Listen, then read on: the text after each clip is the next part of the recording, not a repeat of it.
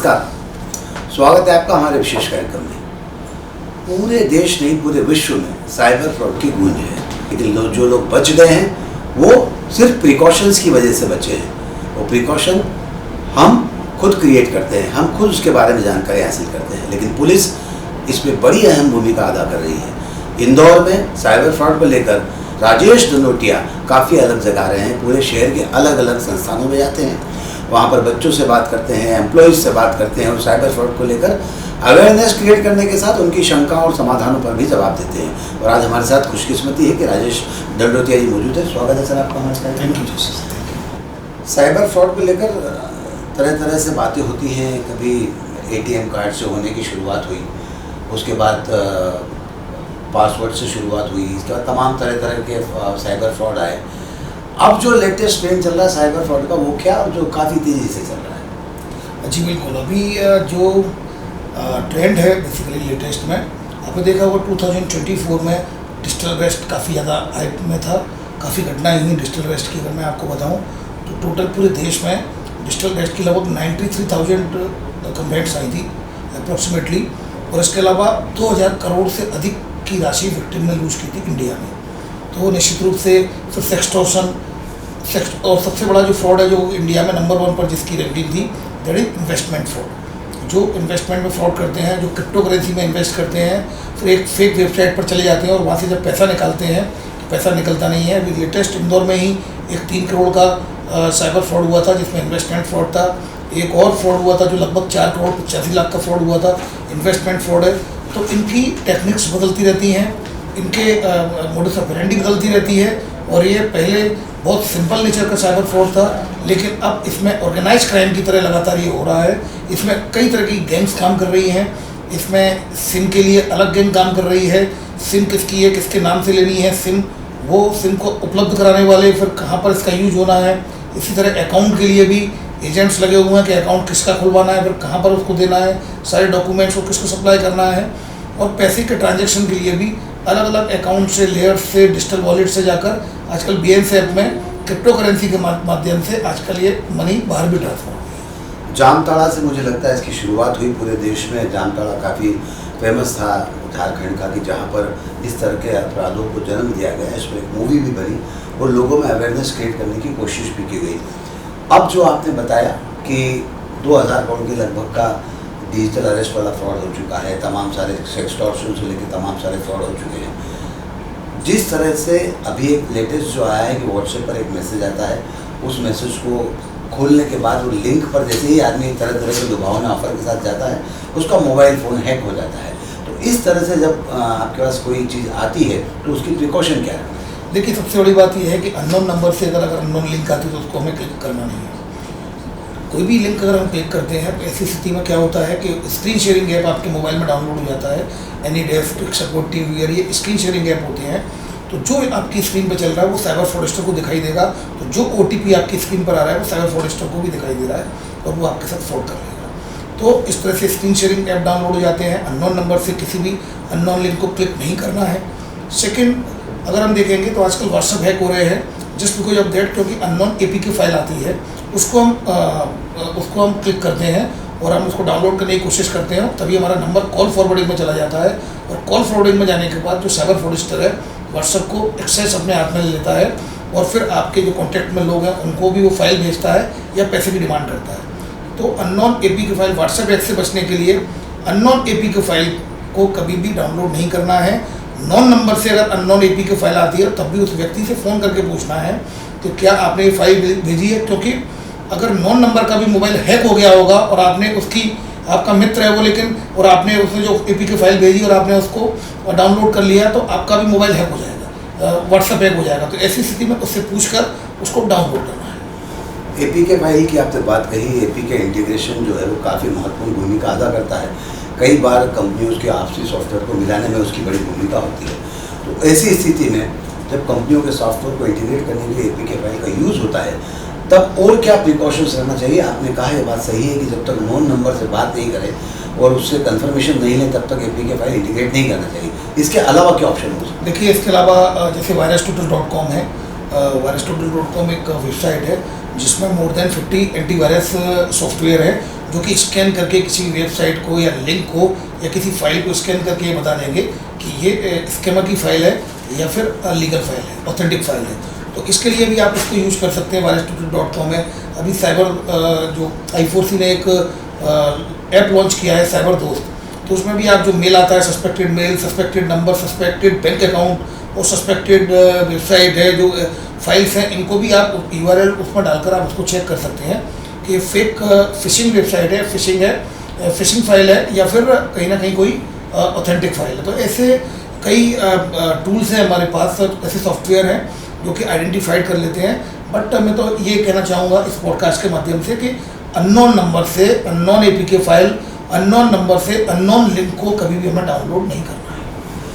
अभी हाल ही में कुछ ऐसे केसेस देखने में आए हैं, हालांकि इस तरह के केसेस लंबे समय से चल रहे हैं कि ऑनलाइन लोन देने की प्रक्रिया शुरू होती है। ऑनलाइन लोन 5,000 10,000 रुपयों का दिया जाता है और उसके बाद एक सॉफ्टवेयर के माध्यम से उसको लिंक डाउनलोड करना होती है, क्योंकि 5-10 हज़ार रुपये की जिस व्यक्ति को ज़रूरत होती है वो इतना टेक्नो फेमिलियर नहीं होता है, वो उस लिंक को डाउनलोड कर लेता है और फाइनली उसके सारे कॉन्टैक्ट्स जो है वो फाइनेंसिंग कंपनी के पास चले जाते हैं। लोन लेने के बाद किस्त नहीं चुकाने की स्थिति में उसके कॉन्टैक्ट्स को वो मैसेज करना शुरू कर देता है। तो ऐसी स्थिति में क्या करना चाहिए? आपने बिल्कुल सही सवाल उठाया है। ये इंस्टेंट लोन ऐप आते हैं जो 5,000 10,000 के लोन देते हैं। आप जब भी, अगर आपने देखा होगा सुनील जी, कि जब भी कोई आप ऐप डाउनलोड करते हैं तो वो टर्म्स एंड कंडीशंस पूछता है, लेकिन कोई भी उनको पढ़ता नहीं है। Okay, I agree, accept, continue, लगातार उसको क्लिक करते चले जाते हैं। अब मैं आपको बताता हूँ, ये इंस्टेंट लोन ऐप जो होते हैं मोस्टली चाइनीज ऐप थे, अब इंडियन ऐप भी ऐसे हैं जो आप जैसे ही क्लिक करोगे, okay, I agree for what, to giving access to my media gallery, accept for what, to giving access to my contact list.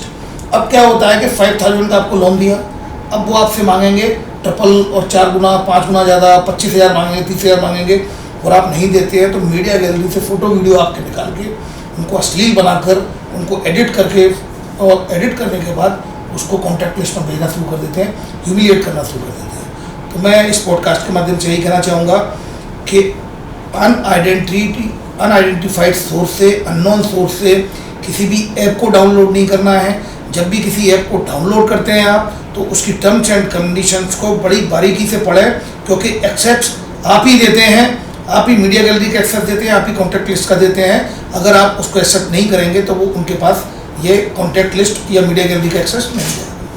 आपने अच्छी बात कही, वो बढ़िया सवाल भी यही है कि जब आप किसी ऐप को, किसी वेबसाइट को एक्सेस करने की कोशिश करते हैं तो वो आपसे डिमांड करता है allow your contacts, allow your gallery.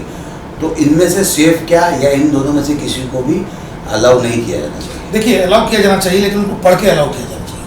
वो अलाउ किस चीज़ के लिए हम कर रहे हैं भाई? अननोन ऐप है, अननोन सोर्स है। अब अगर उसको हम डाउनलोड कर रहे हैं तो वो हमसे कुछ पूछेगा, तो हमें उनको रीड करना चाहिए कि ये किसके लिए एक्सेस मांग रहा है, किसके लिए हमें अलाउ करना है। तो एक बार थोड़ा समय लगता है पढ़ने में, बट अगर आप थोड़ा सिक्योर होना चाहते हैं तो आप उनको अवश्य पढ़ें, उन कंडीशंस को जिनको आप एक्सेप्ट करते हैं। Before acceptance, before giving approval, before allowing those conditions, please read that terms and condition very carefully। मुझे लगता है गजोतिया साहब, जो फाइनेंशियल जितने ऐप होते हैं, जितनी फाइनेंस कंपनियों के ऐप होते हैं, या जब आप किसी लोन को लेते हैं या ऑनलाइन लोन लेते हैं, तो एटलीस्ट उस समय इस तरह की जो भी एक्सेप्टेंस आती है उसको डिसअलाउ कर देना चाहिए। बिल्कुल ठीक कह रहे हैं आप उसको, क्योंकि अगर ऑथेंटिसिटी नहीं है, अगर आप बैंक में आप बिल्कुल जैसे अब आप बैंकिंग काम करते हैं, मैं आपको जानता हूँ, मैं आपसे बात कर रहा हूँ, तो वहाँ ट्रस्ट किया जा सकता है। बट सडनली अननोन व्यक्ति है कि आप ऑनलाइन ले रहे हैं, केवल ऐप के जरिए एक मैसेज आता है, इंस्टेंट लोन, एक क्लिक में लोन लीजिए, 2,000 5,000 इंस्टेंट लोन लीजिए, और अल्टीमेटली आप इतनी जल्दबाजी में होते हैं कि उसके जो प्रोसेस कौन सा आप समझ नहीं पाते हैं। तो बहुत सावधानी के साथ अनआइडेंटिफाइड और अननोन सोर्स से किसी भी ऐप को डाउनलोड नहीं करना है, और अगर डाउनलोड भी करते हैं तो उसकी टर्म्स एंड कंडीशंस को बहुत अच्छे से पढ़ें। शुरुआती दौर में जब साइबर फ्रॉड की शुरुआत हुई तो मेरा ऐसा मानना है कि ATM से इस तरह के फ्रॉड की शुरुआत हुई कि तब आपका ATM हैक हो जाता था, या नीचे कुछ क्लोन टाइप का लगा देते थे, आपका पासवर्ड ले लेते थे। अब उस तरह के अपराधों में कितनी कमी आई? अब ये काफ़ी कम हो गए हैं सुनील भाई। पहले क्या होता था, स्कीमर लगा देते थे, तो जैसे ही आप जैसे ही आपने जो कार्ड डाला, या तो कार्ड अटक जाता था उसमें, या कार्ड का कॉपी हो जाती थी, या फिर क्या होता था कोई पीछे, आजकल इस तरह के फिर भी होते हैं थोड़े बहुत केसेस कुछ आए हैं कि पीछे कोई बुजुर्ग व्यक्ति जाता है पैसा निकालने के लिए एटीएम में, तो पीछे कोई लड़का खड़ा होता है, वो बोलता है लाइए बाबूजी मैं मदद कर देता हूँ, और वो उनकी मदद करता है, धीमे से वो कार्ड लेता है और उनका पैसा निकल आता है। और जब बाबूजी जाते हैं तो देखते हैं उनके मोबाइल में मैसेज आ रहे हैं कि उनके पैसे चले गए, तो फिर अपना कार्ड निकाल के देखते हैं तो पता चलता है वो कार्ड उसने चेंज कर दिया। इस तरह के अपराधों में अभी कमी है? बिल्कुल हाँ, मतलब इस तरह के अपराध लेकिन अभी भी हो रहे हैं, बट बहुत रेयर हो गए हैं, क्योंकि उनके लिए उनको यहाँ फिजिकली आना पड़ेगा, मशीन में स्किमर सेट करना पड़ेगा। जब वो ऑलरेडी 1000 किलोमीटर दूर बैठे किसी को भी टारगेट कर सकते हैं, तो इससे बेहतर उनके लिए क्या होगा। ऑनलाइन पेमेंट करते समय किन किन बातों की सावधानी रखना चाहिए? जितने पेमेंट गेटवे हैं और जितने ऐप हैं वहाँ किस तरह की प्रिकॉशंस? देखिए, अगर ऐप के माध्यम से आप करेंगे तो बहुत अच्छी बात है, क्योंकि आइडेंटिफाइड ऐप होते हैं, आप ऐप डाउनलोड कर लेंगे जो ट्रस्टेड सोर्स से, तो वो ऐप बड़े बेहतर सिक्योर रहते हैं। इसके अलावा आप कभी भी कोई यूपीआई पेमेंट करते हैं थोड़ा सा एक बार सोच लें, कहीं कोई ऐसा नहीं है कि साइबर फ्रॉडस्टर ने कोई पेमेंट रिक्वेस्ट डाल रखी है। तो शुरू में जैसे आजकल मैं बताता हूँ आपको, एक तरह का स्कैम आया है, जंप डिपॉजिट स्कैम। आपके पास फ़ोन आएगा कि सर गलती से एक डिजिट चेंज हो गई थी तो मेरा पैसा आपके अकाउंट में चला गया है। तो ये दो तरह से होता है, एक तो पैसा आपके अकाउंट में भी आता है और आपके बैंक से मैसेज आता है 2000 रिसीव्ड इन योर, मतलब क्रेडिटेड इन योर अकाउंट। तो वो बोलता है कि सर मेरी मदर की तबीयत खराब है या वाइफ की तबीयत खराब है सर, गलती से चला गया सर, प्लीज़ सर वापस कर दीजिए। तो आप जैसे ही यूपीआई पिन डालते हो आपके अकाउंट से पैसा कट जाता है, क्योंकि वो जो व्यक्ति जिसने फ़ोन किया है वो ऑलरेडी पेमेंट रिक्वेस्ट भेजा हुआ होता है, पेमेंट रिक्वेस्ट भेजी हुई है, जैसे ही आप पिन डालोगे पट से वो पैसा कट जाएगा। तो एक तो ये होता है, दूसरा ये फ़ोन करके बोलते हैं कि गलती से एक डिजिट हो गई थी और पैसा चला गया है, तो वो पैसा नहीं आता, लेकिन वो एक मैसेज बना के भेजते हैं जो कि डमी एसएमएस होता है, अपने मोबाइल नंबर से भेजते हैं के साथ देखिए मैंने स्क्रीनशॉट भेजा है। तो कई लोग इस पर ट्रस्ट कर लेते हो, जैसे ही यूपीआई पिन डालते हैं तुरंत इनके मोबाइल से पैसा कट जाता है, अकाउंट से पैसा कट जाता है। सबसे इंपॉर्टेंट ये है कि जब भी इस तरह के कॉल्स आते हैं थोड़ा समय लें, 5 to 10 मिनट्स, उसके बाद अपने अकाउंट को चेक करें, या फिर कुछ 2-3 बार गलत पिन डाल दें जिससे कि वो पेमेंट रिक्वेस्ट है वो रिजेक्ट हो जाए। फिर उसके बाद आप अपने अकाउंट को चेक कर सकते हैं और बैंक के माध्यम से ही उसका ट्रांजेक्शन वापस कराएं। यूपीआई से पेमेंट का चलन काफ़ी बढ़ गया है, जैसा अभी हम बात कर रहे थे एटीएम वाले फ्रॉड्स कम हो गए, यूपीआई से पेमेंट का चलन काफ़ी तेज़ी से बढ़ा है। और इस पर मुझे लगता है कि जिन लोगों के पास स्मार्टफोन है उनमें से 70% लोग यूपीआई का यूज़ कर रहे हैं। क्या ये आंकड़ा सही? बिल्कुल ठीक बात है, और सब लोग यूपीआई सिक्योर भी है। देखिए, अगर आप NPCI national payment corporation of India, अगर आपकी गलती नहीं है तो एनपीसीआई में तुरंत रिपोर्ट करेंगे, पोर्टल है ये, आपको पैसा वापस होगा।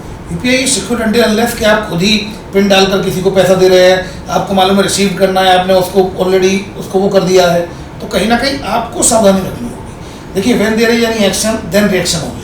आप लिंक को क्लिक कर नहीं, ऐसा कभी नहीं होता कि आप घर बैठे और पैसा कट जाए अकाउंट से। आप कुछ ना कुछ एक्ट करेंगे, आप किसी लिंक को क्लिक करेंगे, आप किसी अननोन एपीके फाइल को डाउनलोड करेंगे, आप कहीं ना कहीं किसी फ़ोन नंबर से अपने बैंक स्टेटमेंट को चेक करेंगे। आप जब एक्शन करते हैं तब रिएक्शन होती है। आपने काफ़ी काम किया है, मैं रोज़ अखबारों में पढ़ता हूँ, टीवी चैनल पर देखता हूँ, पॉडकास्ट भी कई सारे किए हैं, कई सारे संस्थानों में जाते हैं। आप जो अवेयर कर रहे हैं ये कई एजुकेटेड लोगों को अवेयर करने का काम कर रहे हैं। ग्रामीण क्षेत्रों के लोगों में भी इस तरह से परेशानियाँ हो रही है, उसको लेकर आपका विभाग क्या कर रहा है? क्या इस पर भी कोई योजना है? देखिए, सभी लोग, जैसे इंदौर पुलिस कमिश्नरेट में शहर आता है, शहर में हम अवेयरनेस कैंपेन चला रहे हैं, देहात में भी लगातार अवेयरनेस कैंपेन चल रही है। अभी हमने जो इंदौर पुलिस ने हमने मिलकर आकाशवाणी के साथ मिलकर 1 से 15 फरवरी के बीच में लगातार 15 दिन का लाइव सेशन चलाया था 6 से 6:30 जिसमें मैं गया था।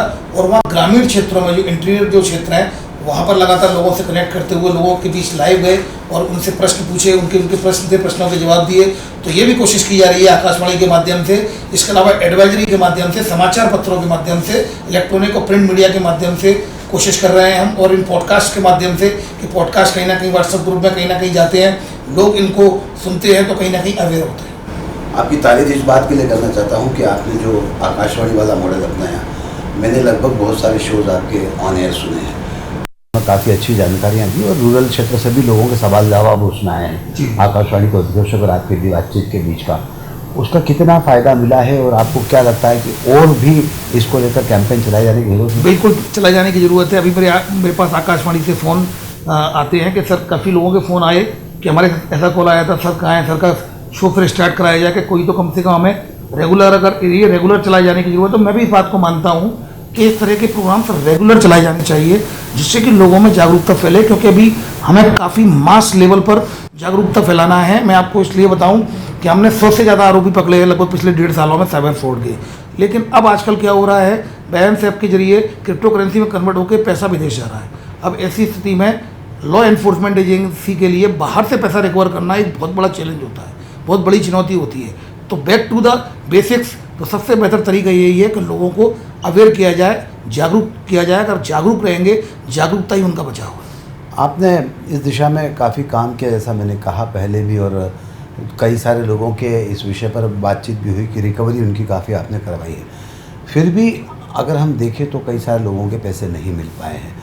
तो जब इस तरह का फ्रॉड हो जाता है तो उसको किस तरह की प्रक्रिया को अपनाना चाहिए, कितनी जल्दी कार्रवाई करना चाहिए, और जो फ्रॉड अमूमन होते हैं वो देर रात होते हैं, तो ऐसी स्थिति में क्या किया जाना चाहिए? देखिए, सबसे इम्पोर्टेंट ये है कि जैसे ही आपके साथ फ्रॉड होता है, आप तत्काल 1930 पर कंप्लेंट रजिस्टर कराइए। घर बैठे बैठे 1930 1930 पर आप कंप्लेंट कराइए एज सून एज पॉसिबल। जैसे ही आपको पता चल रहा है कि आपके साथ साइबर फ्रॉड हुआ है, तत्काल 1930 आप डायल करिए। 1930 इस पर डायल करिए। अगर हो सकता है उसमें ट्रैफिक ज़्यादा हो तो ऑनलाइन रिपोर्टिंग पोर्टल है www.cybercrime.gov.in। ये ऑनलाइन रिपोर्टिंग पोर्टल है, इस पर भी आप घर बैठे बैठे कंप्लेंट कर सकते हैं। उससे फ़ायदा ये होता है कि अगले 15 से 20 मिनट में जिन अकाउंट में आपका पैसा गया है वो अकाउंट्स फ्रीज हो जाते हैं और कोर्ट के माध्यम से पैसा मिल जाता है। लास्ट ईयर 2024 में इंदौर क्राइम ब्रांच ने 14 करोड़ 20 लाख रुपए लोगों के वापस कराए हैं, और अभी भी मार्च तक हम लोग 2.25 करोड़ रुपए 2 करोड़ 20-25 लाख रुपए हम लोगों के रिकवर करा चुके हैं, और भी लगातार कोशिश करते हैं। तो गोल्डन आवर जो है कि एज सून एज पॉसिबल बिना 1 मिनट गवाए आप तत्काल 1930 पे कंप्लेंट करिए, और जो मैंने रिपोर्टिंग पोर्टल बताया उस पर कंप्लेंट करिए। अगर आप इंदौर के विक्टिम हैं तो 7049124445 ये क्राइम ब्रांच इंदौर के द्वारा एक साइबर हेल्पलाइन नंबर जारी किया गया है, इस पर भी आप कंप्लेंट कर सकते हैं। कंप्लेंट करने के बाद फिर आप नज़दीकी थाने में संपर्क कर सकते हैं। गोल्डन आवर की बात राजेश दंडोतिया जी ने कही है। गोल्डन आवर क्या?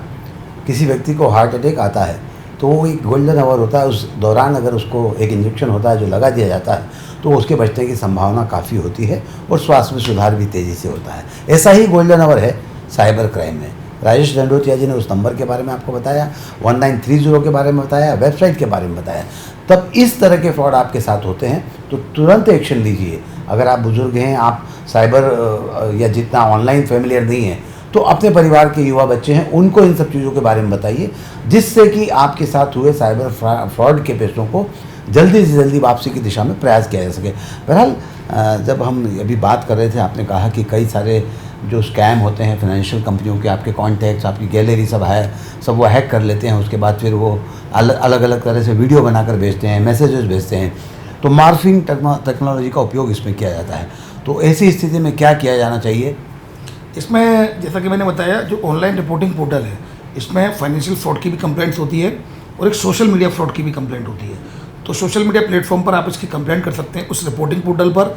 और आप अगर इंदौर में हैं तो क्राइम ब्रांच में यहाँ ऑलरेडी हमारे द्वारा सोशल मीडिया सेल बनाई गई है, जिसमें सोशल मीडिया से संबंधित किसी की फेक प्रोफाइल बना ली, फेक आईडी बना ली, फ़ोटो मॉर्फ करके, फ़ोटो वीडियो को एडिट करके और एआई का डीप फेक का यूज़ करते हुए, जैसे कि अभी एक कोचिंग का हुआ था, डीप फेक का यूज़ करते यूट्यूब पर एक वायरल कर दिया, तो उसमें भी हमने FIR की है।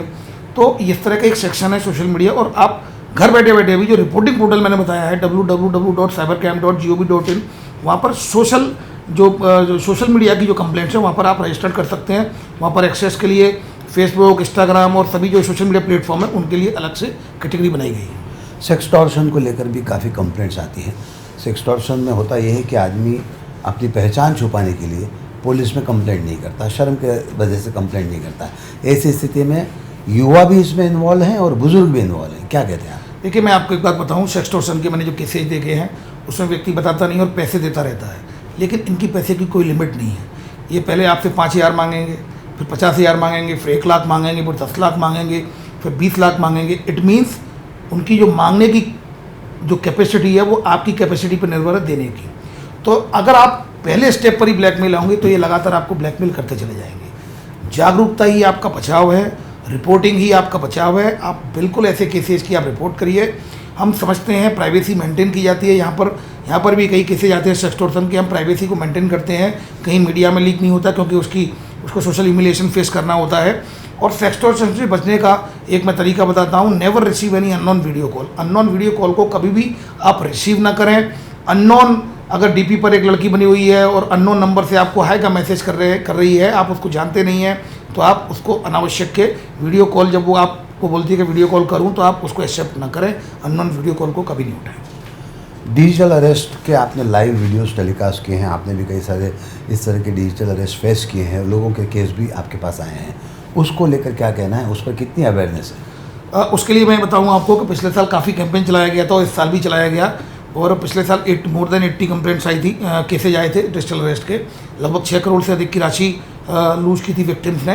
पर मैं आपको बता दूं कि अवेयरनेस कैंपेन चलाई गई थी और अभी तक 31 मार्च से, मतलब 3 महीने तो हो गए और ये अप्रैल चल रहा है, सिंगल केस रजिस्टर्ड नहीं हुआ है डिजिटल अरेस्ट का। That is what awareness can do. मतलब जागरूकता क्या कर सकती है, ये इसका ज्वलंत उदाहरण है। क्योंकि डिजिटल अरेस्ट में कई लोगों ने, इवन अपने माननीय प्रधानमंत्री श्री नरेंद्र मोदी जी ने भी मन की बात में डिजिटल अरेस्ट के बारे में कहा, और कई सेलिब्रिटीज़ ने, कई इन्फ्लुएंसर ने, हर एजेंसी ने, सब लोगों ने अपने अपने स्तर से इसका प्रचार प्रसार किया। तो कहीं ना कहीं डिजिटल अरेस्ट के केसेज में भारी कमी आई है। इस पॉडकास्ट के माध्यम से मैं ये कहना चाहूँगा, डिजिटल अरेस्ट नाम की शब्दावली कानून में कहीं भी नहीं है, ना पुराने कानून में, ना नए कानून में, ना IT एक्ट में, ना VNS में, ना VNSS में। कोई law enforcement agency digital arrest नहीं करती है। डिजिटल अरेस्ट नाम का कोई भी अरेस्ट नहीं होता है। राजेश भाई, अंत में मेरा ऐसा मानना है कि जब हमने बात की कि ATM के फ्रॉड से शुरू होकर डिजिटल अरेस्ट तक हमने बात की, इसमें आप तो सारे दौर देख लिए हैं, तो इन सब चीज़ों का जिस्ट अगर निकालने की बात करें, इन सब तरह के फ्रॉड को देखें, तो बेसिक 2-3 चीज़ें क्या है जिस पर फोकस करना चाहिए? देखिए, सबसे पहली बात तो है अननोन फ्रेंड रिक्वेस्ट को कभी एक्सेप्ट ना करें। फॉलोअर्स बढ़ाने के चक्कर में हम लोग अननोन फ्रेंड रिक्वेस्ट को एक्सेप्ट करते हैं, वो कहीं ना कहीं फिर हमारे लिए प्रॉब्लमेटिक होते हैं। अननोन वीडियो कॉल को रिसीव ना करें, अननोन APK फाइल को डाउनलोड ना करें, अननोन लिंक को कभी क्लिक ना करें। और इसके अलावा कोई भी अगर आपको थ्रेट देता है कि हम आपको अरेस्ट कर रहे हैं, डिजिटल अरेस्ट जैसा कुछ नहीं होता, इस कंसेप्ट को ना माने। लॉ एनफोर्समेंट एजेंसी कभी भी आपसे पैसा नहीं मांगती है। अगर फ़ोन करके बोल रहे हैं कि आपका बच्चा रेप के केस में फंस गया है, ड्रग के केस में फंस गया और पैसा मांग रहे हैं, तो ये मान के चलिए वो फ्रॉड है। तो ये सब कुछ बेसिक्स हैं जो आपको ध्यान रखना होगा। और सबसे इम्पोर्टेंट है, जैसा कि आपने बोला, टैग लाइन में बताता हूँ आपको, हर अज्ञात और अनजान को संदेह की दृष्टि से देखें। हर अज्ञात और अनजान को संदेह की दृष्टि से देखें, क्योंकि अगर आप अज्ञात और अनजान को संदेह की दृष्टि से देखेंगे तो आपका माइंड ऑटोमेटिकली वेरिफिकेशन मोड में चला जाता है। और जब आप वेरिफिकेशन मोड में जाते हैं तो कहीं ना कहीं डिले टैक्टिक्स होती है, आप उस तक पहुँच ही जाते हैं कि फ्रॉड है। हर अज्ञात और अनजान को संदेह की दृष्टि से देखें, यह है की टू सक्सेस। यह है आपको ऑनलाइन से बचाने की विधि, और यही मूल मंत्र है ऑनलाइन से बाहर होने का, ऑनलाइन से अपने आप को फ्रॉड से बचाने का। बहरहाल दंडोतिया साहब, हमसे बातचीत करने के लिए बहुत बहुत शुक्रिया। आपने बहुत अच्छी जानकारी दी है। निश्चित तौर पर जो लोग इस पॉडकास्ट शो को सुन रहे हैं उन्हें काफ़ी फ़ायदा होगा। Thank you very much. Online fraud ख़त्म नहीं होने वाले हैं, इनका तरीका हमेशा बदलता रहेगा। हमने जो अभी तक मीडियम डिस्कस किए वो अभी तक के फ्रॉड्स के बारे में है। नए नए फ्रॉड्स आते रहेंगे, लेकिन अगर आपने अनजान कॉल को रिसीव नहीं किया, अनजान लिंक को डाउनलोड नहीं किया और इस तरह के किसी भी चक्कर में नहीं फंसे, तो आप साइबर फ्रॉड से बच सकते हैं। बहरहाल आज के इस कार्यक्रम में बस इतना ही। सुनील जोशी को दीजिए इजाज़त। नमस्कार।